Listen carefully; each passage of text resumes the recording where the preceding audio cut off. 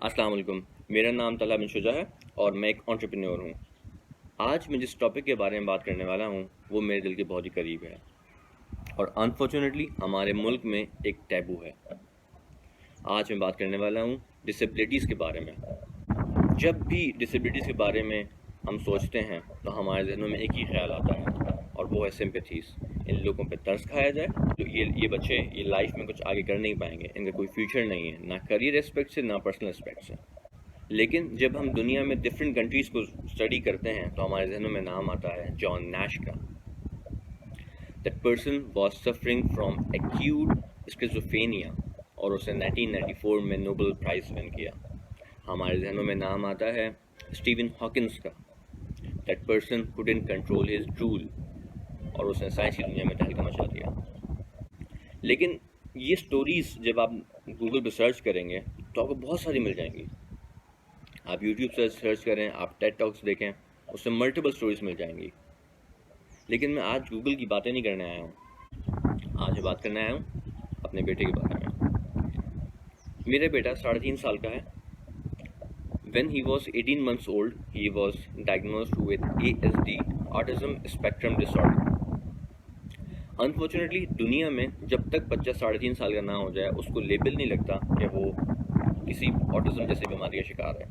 But unfortunately Pakistan میں کیونکہ کوئی ایسی ریگولیٹری اتھارٹی نہیں ہے تو اس کو لیبل کر دیا گیا کہ he was diagnosed with autism. خیر، we started the therapies soon after he was diagnosed, اور ہم نے اسپیچ تھراپی اسٹارٹ کرائی، ہم نے آکوپیشنل تھراپی کرائی، ہم ہر اس ہاسپٹل، ہر اس تھراپیوٹک سینٹرز میں گئے جس کا نام ہم نے پاکستان میں سنا۔ We spend a lot of money, ہم نے پانی کی طرح پیسہ بہایا، جہاں سے جو انفارمیشن ملی ہم وہاں پہنچتے گئے کیونکہ ہمیں کچھ وی ڈڈنٹ ہیڈ اینی کلو کہ کیا کرنا ہے آگے۔ آٹزم کا سب سے بڑا ایک ایشو یہ ہے کہ آٹزم کے 2 کیسز کبھی بھی سملر نہیں ہو سکتے، ٹھیک ہے؟ تو جب بھی کوئی اگر آپ سنیں گے آٹزم کے بارے میں تو ہمیشہ آپ کو ڈفرینٹ سینریو ملے گا کہ شاید جو میں اپنی اسٹوری سنا رہا ہوں، اپنے بارے میں بات کر رہا ہوں، وہ ڈفرینٹ ہوگی باقی دنیا کے تمام آٹسٹک بچوں سے۔ It's just like your thumb impressions, کہ جس طرح سب انسان ڈفرینٹ ہوتے ہیں، اسی طرح آٹزم کے جو کیسز ہیں وہ ڈفرینٹ ہوتے ہیں، اسی لیے اس کو اسپیکٹرم بولا جاتا ہے۔ اٹس اے اسپیکٹرم کہ کون سا بچہ کہاں لائے کر رہا ہے۔ سب سے مزے کی بات، 1 سال جب اس کی تھراپی کو ہو گیا تو ہم نے سوچا اس کا اسسمنٹ کیا جائے کیونکہ ہمیں کوئی ایسی پروگریس نظر نہیں آ رہی تھی۔ جب ہم نے اس کا اسسمنٹ کروایا تو پتہ یہ لگا، وہاں کے جو ڈاکٹر جو تھراپسٹ نے کہا کہ اس بچے کو کی پروگریس کو دیکھ کے لگتا ہے کہ اس کو کبھی تھراپی ملی ہی نہیں۔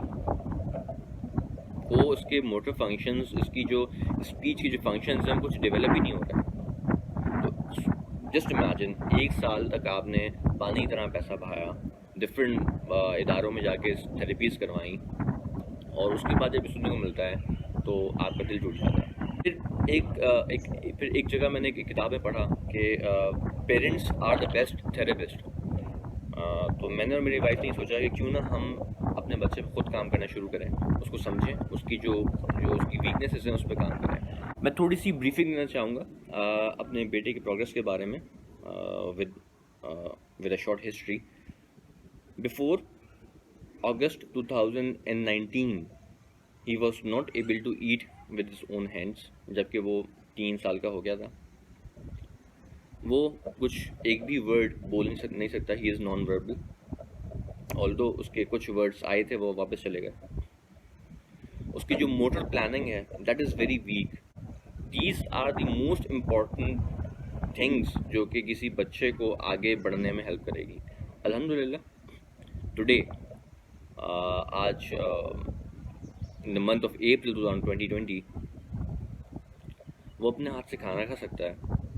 ہی can run, he can jump, he can push, he can pull, he can somehow communicate things, and the most importantly جو میں نے اور میری وائف نے اچیو کیا ہے گول ان اس کوارنٹین ڈیز کے اندر، وہ ہے کہ اس کو ہم نے ٹوائلٹ ٹرین کیا۔ اس ویڈیو کو بنانے کا مقصد یہ نہیں ہے کہ میں آپ کو اپنے بیٹے کی پروگریس یا پرابلم صرف شیئر کروں۔ بتانے کا مقصد یہ ہے کہ ہم ایٹ ٹائمز ویٹ کر رہے ہوتے ہیں کہ کوئی سپرمین آئے گا اور ہماری لائف کو چینج کرے گا، جبکہ I believe that you are the superman in your home.